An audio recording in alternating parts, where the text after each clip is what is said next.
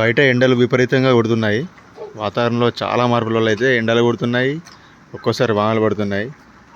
దానివల్ల కోళ్ళు అయితే బాగా ఒత్తిడికి గురి కావడం జరుగుతుంది. ఇలా నోరు తెరిచి అవి ప్యాంటింగ్ అయితే చేస్తూ ఉంటాయి. నోరు తెరిచి ప్యాంటింగ్ చేసేటప్పుడు మనం ఫ్యాన్లు ఖచ్చితంగా వేసుకోవాలి. ఫ్యాన్లు వేసుకుంటే కొంచెం ఉక్కపోత నుంచి వాటికి ఉపశమనం కలుగుతుంది. లేకపోతే ఒత్తిడికి గురై ఈ ఉక్కపోతకు హీట్ మోర్టాలిటీ అయ్యే అవకాశాలు ఎక్కువగా ఉంటాయి.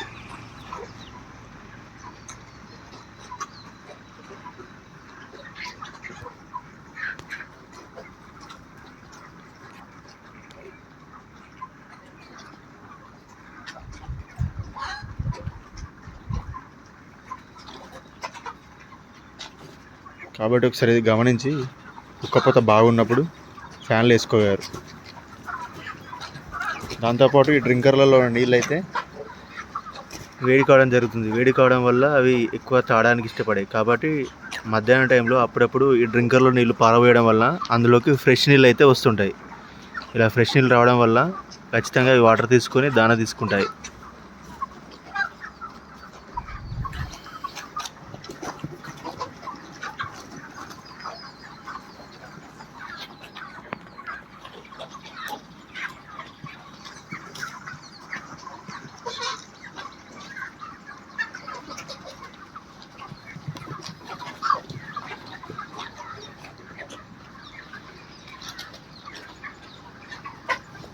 షెడ్లో ఉన్న కోళ్ళు అయితే 12,000 కెపాసిటీ అండి. ఇది 12,000 కెపాసిటీ, ఆల్మోస్ట్ 9,000 లిఫ్టింగ్ అయినాయి. ఇంకొక 3,000 వరకు ఉన్నాయి. 3,000 లిఫ్టింగ్ అయితే రెడీగా ఉన్నాయి. వెయిట్ వచ్చేసి 2.2 వస్తుందండి. లిఫ్టింగ్ అయిన పార్టిషన్స్ అయితే ఉంటాయి మనకు. ఒక్కొక్క పార్టిషను లిఫ్టింగ్ అయితే ఉంటుంది. లిఫ్టింగ్ అయినప్పుడు మనకు ఇందులో ఉన్న ఫీడర్లో అయితే దానా మిగులుతూ ఉంటుంది. అప్పుడప్పుడు ఆ దానాను మనం ఇలా మిగలకుండా సంచులలో నింపేసుకుంటే బాగుంటుంది. కానీ ఇందులో మాత్రం ఉంచొద్దు. ఇందులో ఉంచడం వల్ల ఎలుకలు అయితే ఖచ్చితంగా వస్తాయి. ఎలుకలు షెడ్లోకి రావడం వల్ల కోళ్ళను కొరికే అవకాశం ఎక్కువ ఉంటుంది.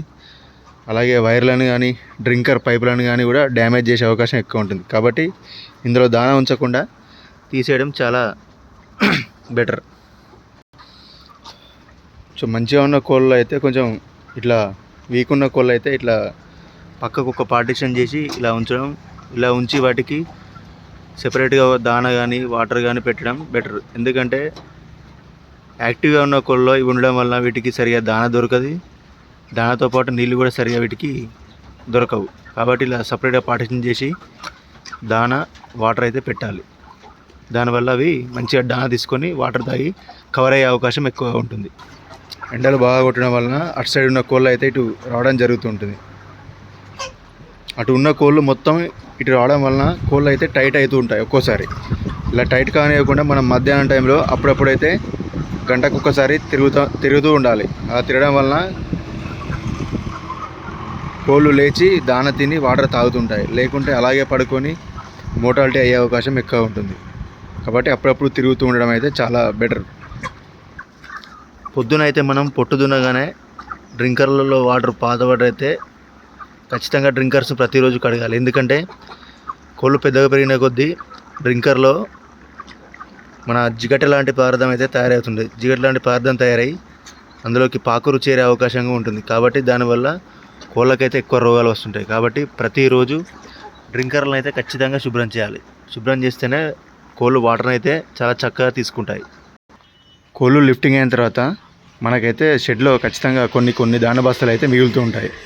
అలా మిగిలిన దాన బస్తాలు మనం వేరే ఫార్మర్ దగ్గర ఖచ్చితంగా అయితే వేయవలసి ఉంటుంది.